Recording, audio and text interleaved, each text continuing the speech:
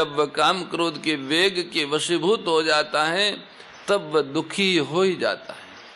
कारण की उत्पत्ति विनाशशील वस्तुओं का आश्रय लेकर उनसे संबंध जोड़कर सुख चाहने वाला मनुष्य कभी सुखी नहीं हो सकता, ये नियम है।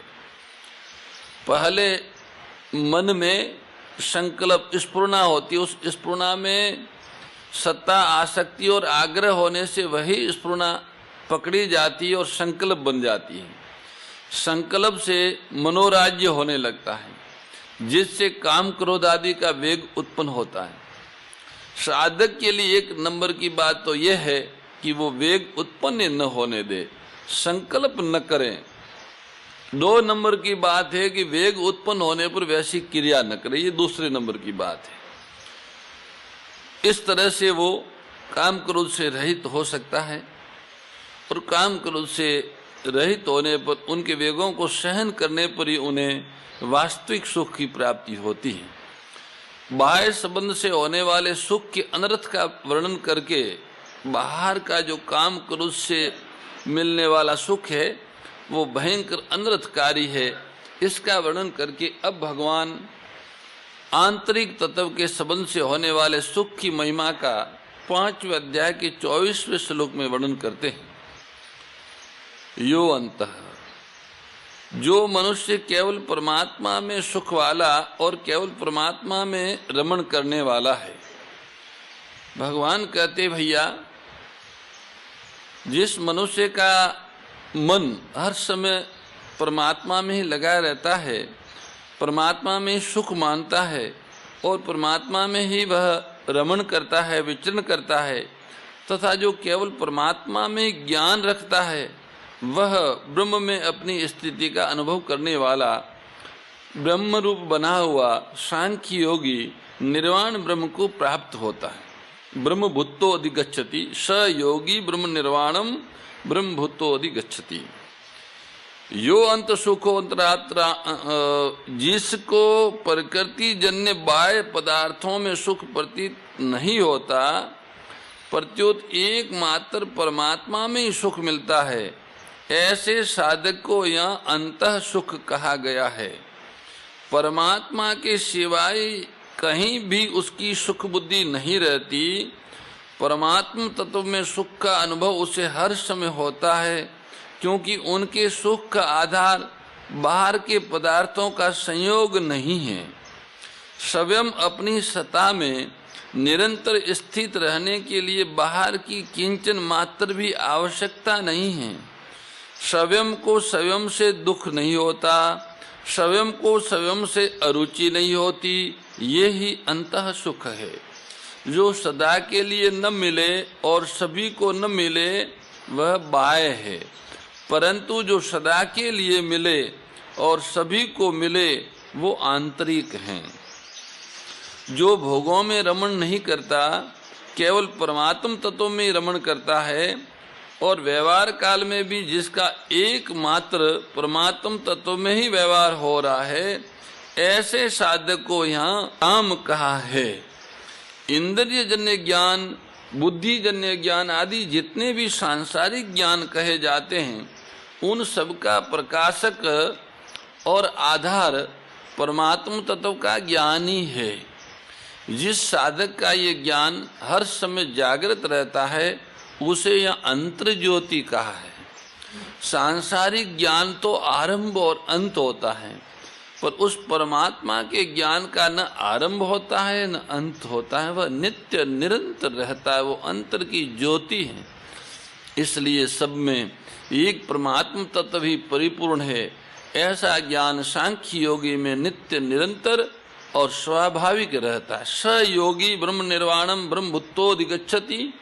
सांख्य योग का ऊंचा साधक ब्रह्म में अपनी स्थिति का अनुभव करता है, जो परिचिनता का द्योतक है। कारण कि साधक में मैं स्वाधीन हूँ, मैं मुक्त हूँ, मैं ब्रह्म में स्थित हूँ, इस प्रकार परिचिनता के संस्कार रहते हैं। ब्रह्मभूत साधक को अपने में परिचिनता का अनुभव नहीं होता। जब तक किंचन मात्र भी अलगाव या व्यक्तित्व शेष है, तब तक वह तत्वनिष्ठ नहीं हुआ। इसलिए इस अवस्था में संतोष नहीं करना चाहिए। ब्रह्म निर्वाणम, जिसमें कभी कोई हलचल नहीं हुई, नहीं होगी नहीं और हो सकती भी नहीं, ऐसा शांत निर्वाण परमात्मा, आवरण रहित, जो ब्रह्मभूत सांख्य योगी का व्यक्तित्व निर्वाण ब्रह्म में लीन हो जाता है, तब एकमात्र निर्वाण ब्रह्म ही शेष रह जाता है। साधक परमात्मा के साथ अभिन्न हो जाता है, तत्वनिष्ठ हो जाता है, जो कि पहले से सिद्ध है। ब्रह्मभूत अवस्था में तो साधक ब्रह्म में अपनी स्थिति का अनुभव करता है, पर व्यक्तित्व का नाश होने पर अनुभव करने वाला कोई नहीं रहता। साधक ब्रह्मी होकर ब्रह्म को प्राप्त होता है। ब्रह्मेव सन ब्रह्माप्येति, बृहदारण्यक उपनिषद में आया है कि ब्रह्म नाम भगवान का है, परमात्मा का है, तो ब्रह्म होकर ही ब्रह्म को प्राप्त होता है, ऐसा कहा है। या अंत पद दिया है भगवान ने। परमात्मा मानना चाहिए, न कि अंतकरण, कारण कि अंतकरण में सुख वाले अथवा अंतकरण में रमण करने वाले या अंतकरण में ज्ञान वाले मनुष्य को परमात्मा की प्राप्ति नहीं हो सकती। परमात्मा की प्राप्ति तो अंतःकरण से संबंध विच्छेद होने पर होती है। इस 24वें श्लोक में भगवान ने निवृत्ति पूर्वक सांख्य योग की साधना बताई है। अब आगे के 25वें श्लोक में प्रवृत्ति पूर्वक सांख्य योग की साधना बताते हैं। श्री भगवान कहते हैं, लभन्ते ब्रह्म निर्वाणम महर्ष्य क्षणकलमसा, जिनका शरीर मन बुद्धि इंद्रियों सहित वश में है, जो संपूर्ण प्राणियों के हित में रत हैं, जिनके संपूर्ण संशय मिट गए हैं, जिनके संपूर्ण दोष नष्ट हो गए हैं, वे विवेकी साधक निर्वाण ब्रह्म को प्राप्त होते हैं। यतात्मान छिन्न देवेदा यतात्मान सर्वभूत हिते रता, नित्य सत्व की प्राप्ति का दृढ़ लक्ष्य होने के कारण साधक को शरीर इंद्रियों मन बुद्धि वश में करने नहीं पड़ते। वे स्वाभाविक ही सुगमता पूर्वक उनके वश में हो जाते हैं। वश में होने के कारण इनमें राग द्वेष आदि दोषों का अभाव हो जाता है और इनके द्वारा होने वाली प्रत्येक क्रिया दूसरों का हित करने वाली हो जाती है। शरीर इंद्रियां मन बुद्धि अपने और अपने लिए मानते रहने से ये अपने वश में नहीं होते। इनमें राग द्वेष काम क्रोध आदि दोष विद्यमान रहते हैं। ये दोष जब तक विद्यमान रहते हैं तब तक साधक स्वयं इनके वश में रहता है। इसलिए साधक को चाहिए कि वह शरीर आदि को कभी अपना और अपने लिए न माने। ऐसा मानने से इनकी आग्रहकारिता समाप्त हो जाती है और ये वश में हो जाते हैं। अतः जिनका शरीर इंद्रियां मन बुद्धि में अपनेपन का भाव नहीं है तथा जो इन शरीर आदि को कभी अपना स्वरूप नहीं मानते, ऐसे सावधान साधकों के लिए यहाँ यतात्म मान पद आया है। सर्वभूत हिते रता सांख्य योग की सिद्धि में व्यक्तित्व का अभिमान मुख्य बाधक है। इस व्यक्तित्व के अभिमान को मिटाकर तत्व में अपनी स्वाभाविक स्थिति का अनुभव करने के लिए संपूर्ण प्राणियों के हित का भाव होना बहुत आवश्यक है। संपूर्ण प्राणियों के हित में प्रीति हो, उसके व्यक्तित्व को मिटाने का सुगम साधन है।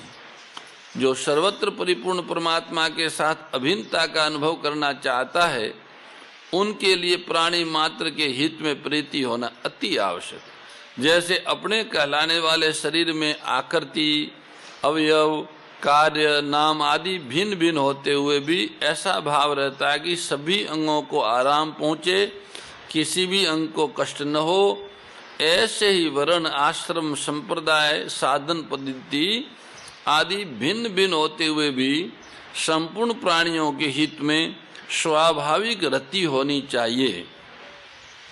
सबको सुख पहुँचे, सबका हित हो, कभी किसी को किंचन मात्र भी कष्ट न हो। कारण कि बाहर से भिन्नता रहने पर भी भीतर से एक परमात्म तत्व ही समान रूप से सब में परिपूर्ण है। अतः प्राणी मात्र के हित में प्रीति होने से व्यक्तिगत स्वार्थ भाव सुगमता से नष्ट हो जाता है और परमात्मा के साथ अपनी अभिन्नता का अनुभव हो जाता। छिन्न द्विधा, जब तक तत्व प्राप्ति का एक निश्चय दृढ़ नहीं होता तब तक अच्छे अच्छे साधकों के अंतकरण में भी कुछ न कुछ दुविधा विद्यमान रहती हैं। दृढ़ निश्चय होने पर साधकों को अपनी साधना में कोई संशय, विकल्प, भ्रम आदि नहीं रहता। वे असंदिग्ध रूप से तत्परता पूर्वक अपने साधन में लग जाते हैं।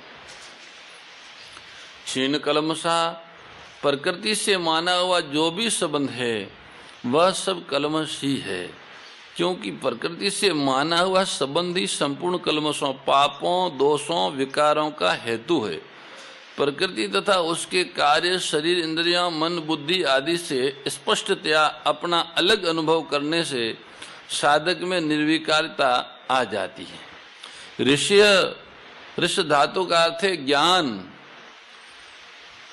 ज्ञान को महत्व देने वाले ऋषि कहलाते हैं। प्राचीन काल में ऋषियों ने गृहस्थ में रहते हुए भी परमात्म तत्व को प्राप्त किया था।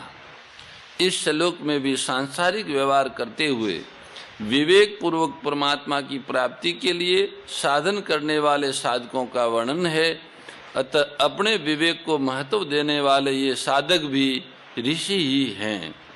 लभन्ते ब्रह्म निर्वाणम, ब्रह्म तो सभी को सदा सर्वदा प्राप्त है ही, पर परिवर्तनशील शरीर आदि से अपनी एकता मान लेने के कारण मनुष्य ब्रह्म से विमुख रहता है।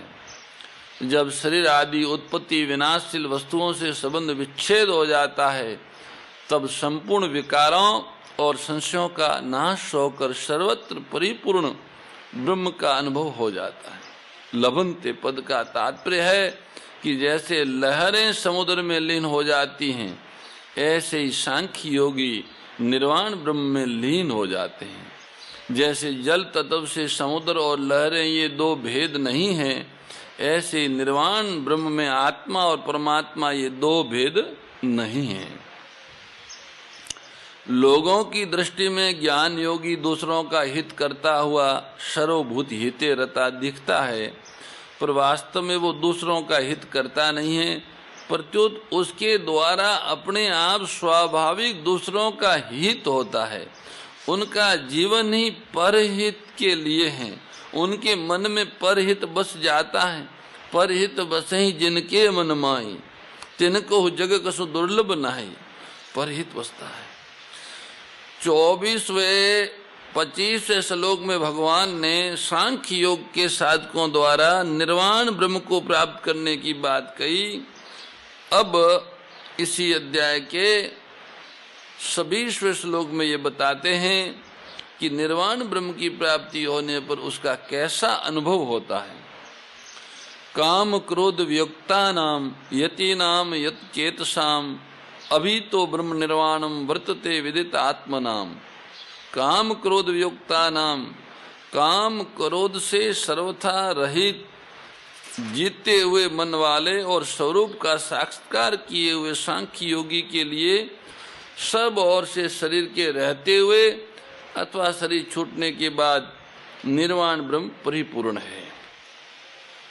भगवान कहते हैं कि जिसने काम क्रोध और स्वार्थ को जीत लिया है, मन जिनका अपने अधीन है, आत्म स्वरूप का जिसने साक्षात्कार कर लिया है, ऐसा सांख्य योगी चाहे वो जीवित रहे चाहे उनका शरीर छूट जाए, वो शरीर रहते हुए भी उनके अंदर बाहर ऊपर नीचे आगे पीछे सब जगह परमात्मा ही परमात्मा है।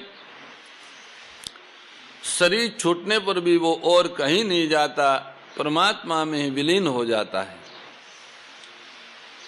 काम क्रोध युक्ता नाम यति नाम, भगवान यह स्पष्ट कह रहे हैं कि सिद्ध महापुरुषों में काम क्रोध आदि दोषों की गंध भी नहीं रहती।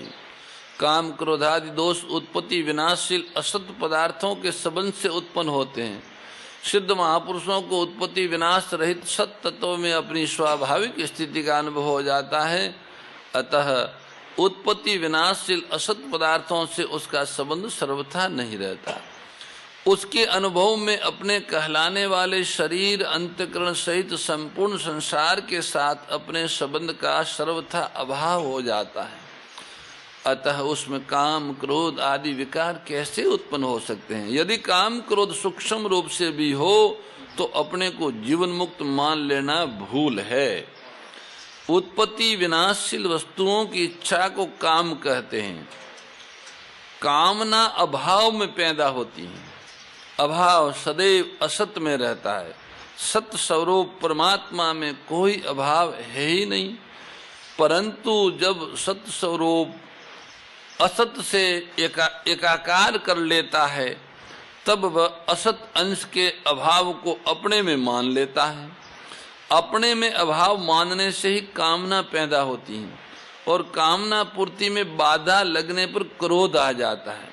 इस प्रकार आत्म स्वरूप में कामना न होने पर भी तादात्म्य के कारण अपने में कामना की प्रतीति होती है। परंतु जिनका ये तादात्म्य नष्ट हो गया है और आत्म स्वरूप में स्वाभाविक स्थिति का जिन्हें अनुभव हो गया है उन्हें स्वयं असत के अभाव का अनुभव हो ही कैसे सकता है? कभी नहीं हो सकता। साधन करने से काम क्रोध कम होते हैं, ऐसा सभी साधन करने वाले साधकों का अनुभव है। त्वमेव माता च पिता त्वमेव त्वमेव बन्धुश्च सखा त्वमेव त्वमेव विद्या द्रविणं त्वमेव त्वमेव सर्वं मम देव देव। नमोऽस्त्वनन्ताय सहस्रमूर्तये सहस्रपादाक्षिशिरोरुबावे सहस्रनाम्ने पुरुषाय शाश्वते सहस्रकोटियुगधारिणे नमः। गुरुर्ब्रह्मा गुरुर्विष्णुः गुरुर्देवो महेश्वरः गुरुर्साक्षात् परब्रह्म तस्मै श्री गुरुवे नमः तस्मै श्री गुरुवे नमः। परम श्रद्धेय गौरीशी स्वामी श्री दत्त शरणानंद जी महाराज की प्रेरणा व मार्गदर्शन में विश्व के सबसे बड़े गौ सेवा संस्थान श्री गोधा महातीर्थ पथमेड़ा द्वारा संरक्षित लाखों बीमार विकलांग वृद्ध एवं अशक्त गोवंश वेद लक्षणा गोमाता की सेवा के साथ साथ भारतीय गोवंश का संरक्षण संपोषण संवर्धन एवं उनसे प्राप्त पंचगव्यों का परिष्करण व विनियोग करना, घर घर गोपालन, गो अभ्यारण्य, घास चारा उत्पादन हेतु गोचर भूमि का विकास, गोपालन लोक संस्कृति के पुनर्जागरण हेतु वेद लक्षणा गो महिमा का प्रचार प्रसार करना तथा गोपालक किसानों के स्वावलंबन हेतु गो कृषि अन्न एवं गो दुग्धान का गुणवत्ता युक्त बाजार तैयार करना श्री गोधा महातीर्थ का पावन उद्देश्य है। आप सभी दानदाता श्री गोधा महातीर्थ पथमेड़ा द्वारा संचालित गो सेवा महाअभियान में बढ़ चढ़कर सहयोग कर लाखों बीमार विकलांग वृद्ध एवं अशक्त गोवंश के गोग्रास सेवा हेतु श्री गोधा महातीर्थ पथमेड़ा लोक पुण्यार्थ न्यास के बैंक ऑफ बड़ौदा खाता संख्या 084901000238827 IFSC कोड BARB 0 ASHRAM शाखा आश्रम रोड अहमदाबाद में गोग्रास सेवा निमित्त जमा कर सकते हैं। अधिक जानकारी के लिए संपर्क करें 7742093179 7665059999 7073000151।